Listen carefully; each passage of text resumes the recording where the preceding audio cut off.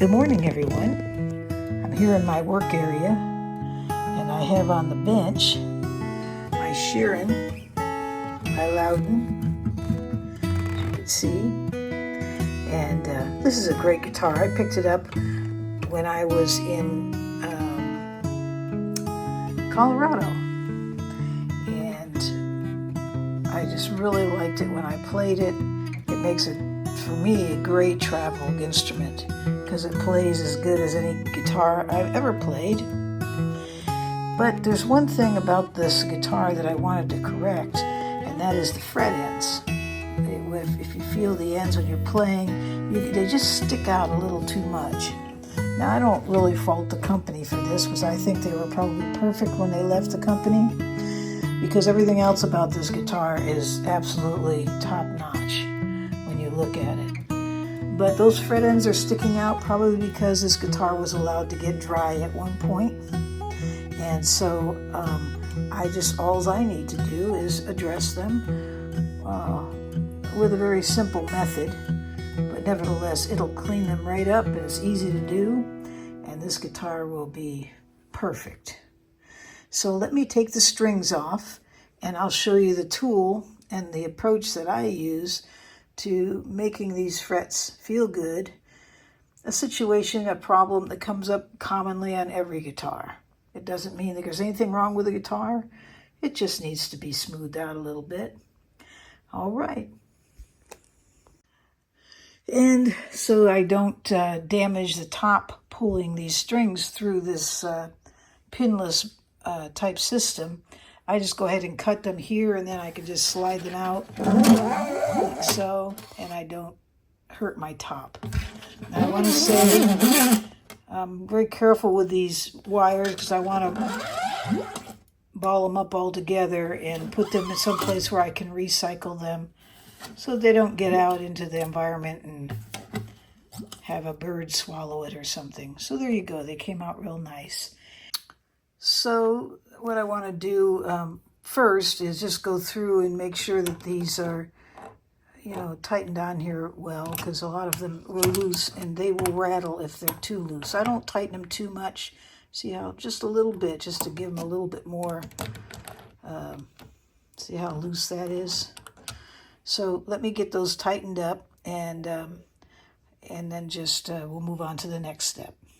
Okay, so I did just a little bit of tightening. Now I want to say one more time, I don't tighten them very tight. I just make them enough so there's a little bit of resistance, and they're not sitting on there loose where they'll rattle. Okay, so you can see I added some tape to the sides so that when I start addressing these frets, I'm not going to gouge into that.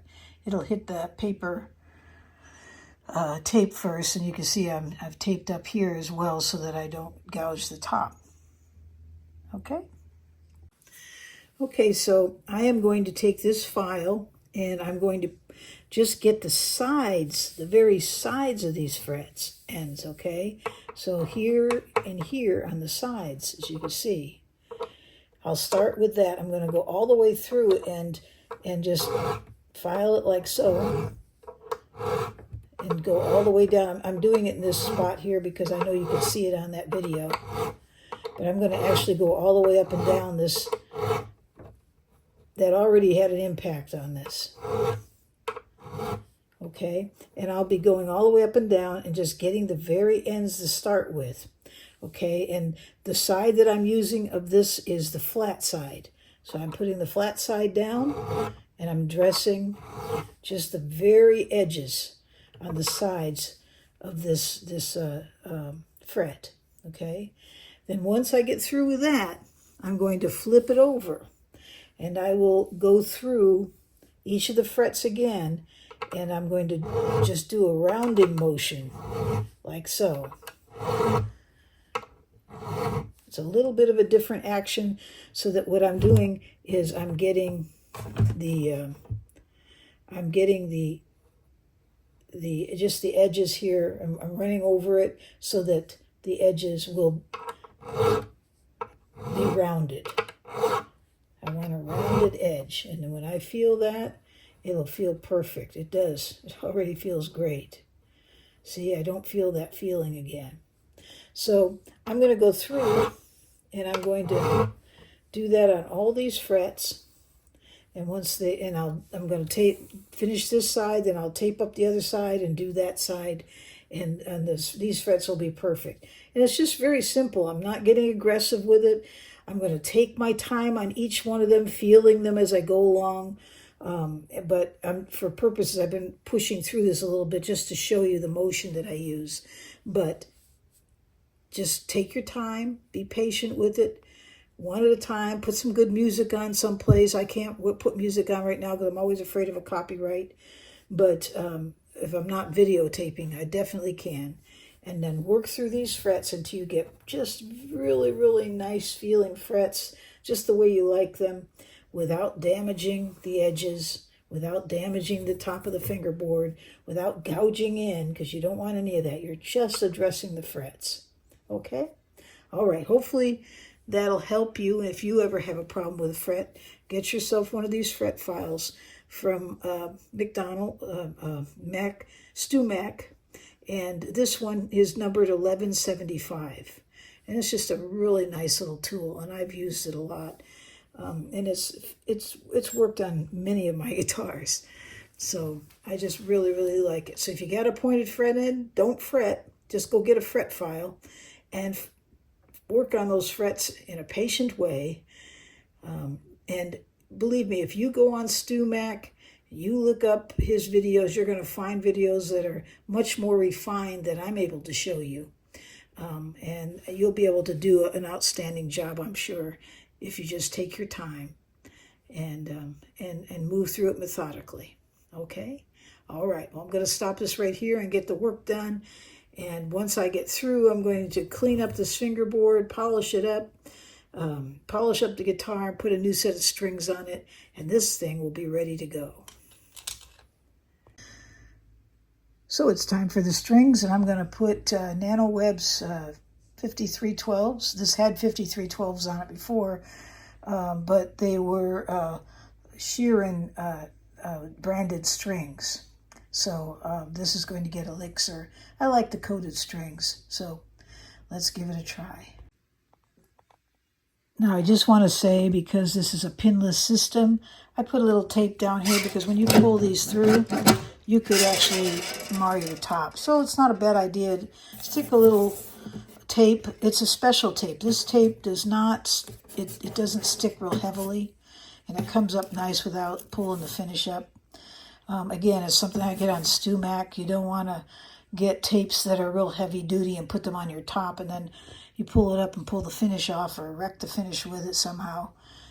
Make sure you're using a good tape that's meant for these kind of jobs. But this one works really nice, and it keeps it just to put the strings on, pull it up through, and it won't scratch the top. Okay, so I'm going to just show you how I put the strings on. Everybody's got a different method.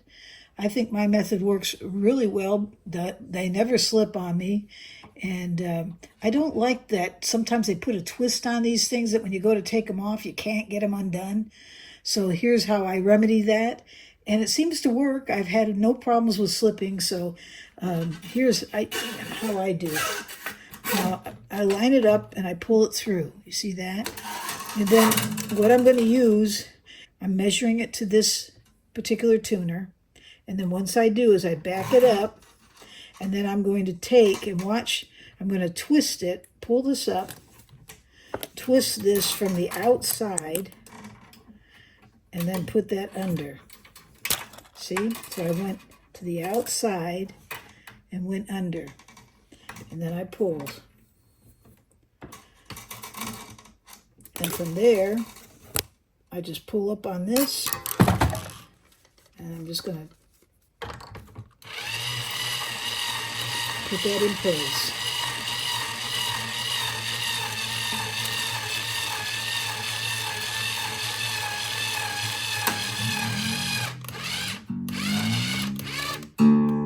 There we go. That one's ready to go. And that, once you pull up on that like that and you clip that, it does not move. I'm telling you, it works perfectly for me. And when I go to take them off, put fresh strings on, I never seem to have a problem with them poking my finger.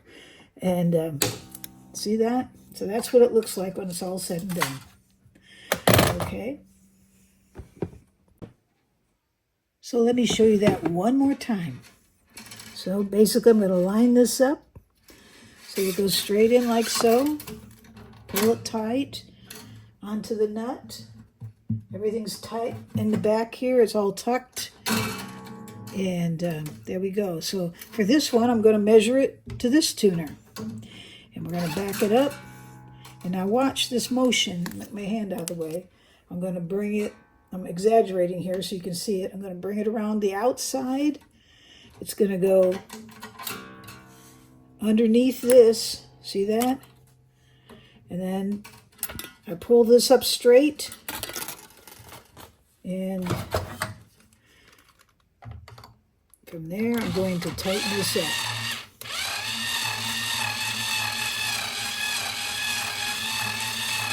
And make sure it's nice and straight as we move through it. Make sure it's setting in the nut. And bring it up to a certain amount of tension. I'll tune it up after. And then I'm just going to snip that. And there we go. There's the next one. As simple as that. So that's my method. And as they say, I'm sticking to it. Okay, they're all on, and that's what it looks like. Looks nice and neat. And I guarantee those things will stay on there just fine. I'm just going to measure the action, seeing I have a different type of string on here. I'm just curious. And it doesn't seem to have changed any. We're starting at a 0.09. It goes to 0.08, and then it gradually moves to 0.07. And the action feels really good. There's no buzzing. It's really a good setup. I love this guitar. It's set up beautifully. Okay, so here it is. It's all done.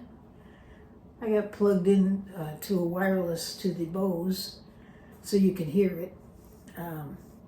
But this is the Sheeran by Lowden, the S2 model, and it's a great little guitar.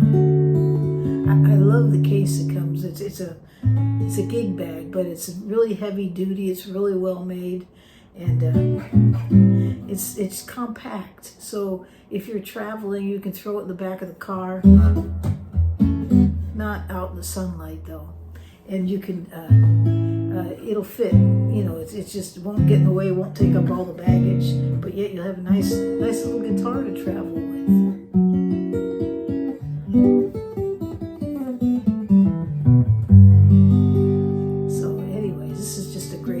And it sounds wonderful. Well, we're going to end it right there. Don't forget, we're going live on the 16th of July at 6 o'clock. That'll be Western time here in the United States. And I hope you have a great day, great night, wherever you are in this world.